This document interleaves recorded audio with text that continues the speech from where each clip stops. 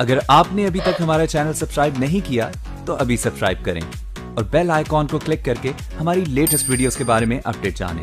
नमस्कार, मीडिया हलचल देख रहे हैं आप और मैं हूं आपके साथ हिमांशु यादव। सुबह से लेकर शाम तक चर्चाएं सिर्फ बजट की रही, क्योंकि केंद्र की वित्त मंत्री निर्मला सीतारमण की तरफ से बजट पेश किया गया और बजट जो पेश किया गया उस पर विपक्षी दल के नेता सवाल उठा रहे हैं। उत्तर प्रदेश में भी एक विपक्षी दल है प्रसपा, प्रगतिशील समाजवादी पार्टी लोहिया, जिसके प्रमुख शिवपाल सिंह यादव हैं और शिवपाल सिंह यादव ने भी इस बजट पर निराशा जताई है। उन्होंने भी सवाल उठाया और उन्होंने कहा कि यह बजट देश के अन्नदाता और वंचित तबके के ऊपर एक बोझ के समान साबित हुआ है, जबकि उम्मीद की जा रही थी कि वित्त मंत्री जब पिटारा खोलेंगी तो वंचित तबका, कर्जदाता और किसान जो हैं उनके ऊपर थोड़ी राहत बरसेगी और उन्हें राहत मिलेगी, क्योंकि कोरोना ने उनकी कमर तोड़कर रख दी। लेकिन ये जो बजट जो पेश किया गया है, ये बजट बेहद निराशाजनक है और जिन तबकों को सरकार से उम्मीद थी राहत और मदद की, वो तो नहीं मिली। शिवपाल सिंह यादव ने प्रतिक्रिया देते हुए तमाम अहम मुद्दे तो गिनवाए ही, साथ ही केंद्र की सरकार पर निशाना साधा और वित्त मंत्री के बजट को सिरे से नकार दिया। उन्होंने साफ तौर पर कहा कि ये बजट किसी के लिए भी राहत भरा नहीं हो सकता, ये सिर्फ सरकार का एक लॉलीपॉप है और सरकार ने जो बजट पेश किया है वो सिर्फ ये ध्यान में रखकर पेश किया गया है कि किन राज्यों में विधानसभा का चुनाव होने वाला है और उन राज्यों में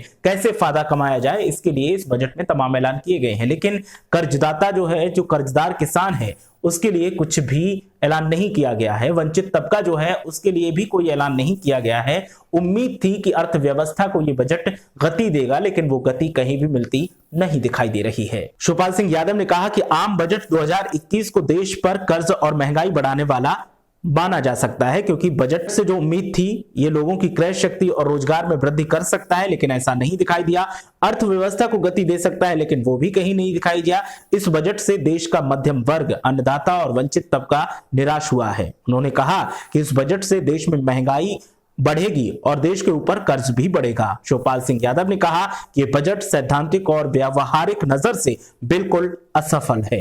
तो शिवपाल सिंह की तरफ से इस बजट को अव्यावहारिक और असफल करार दिया गया है और इसे सिरे से नकार दिया है। उन्होंने कहा कि देश की अर्थव्यवस्था को गति मिलने की उम्मीद थी, लेकिन वो तो नहीं मिलेगी। इससे कर्ज बढ़ेगा और अर्थव्यवस्था में और ज्यादा कमजोरी देखने को मिलेगी। शिवपाल सिंह यादव ने कहा कि सरकार की तरफ से अब लॉलीपॉप दिखाने की बजाय देश की मूल समस्याओं पर ध्यान होना चाहिए और प्रधानमंत्री नरेंद्र मोदी को इस पर ध्यान देना चाहिए। अगर नहीं ध्यान दिया गया तो आने वाले वक्त में आवाम जरूर ध्यान आकर्षित करेगी, क्योंकि आवाम अब परेशान हो चुकी है। उन्होंने कहा कि कोरोना की वजह से देश में तमाम तरीके के हालात बिगड़े हुए हैं, लोग बेरोजगारी से परेशान हैं। इस बजट में उम्मीद थी कि बेरोजगारी को लेकर कुछ ना कुछ बड़ा ऐलान किया जाएगा और इससे युवा राहत की सांस लेगा, लेकिन यहां तो युवा को निराशा मिली है।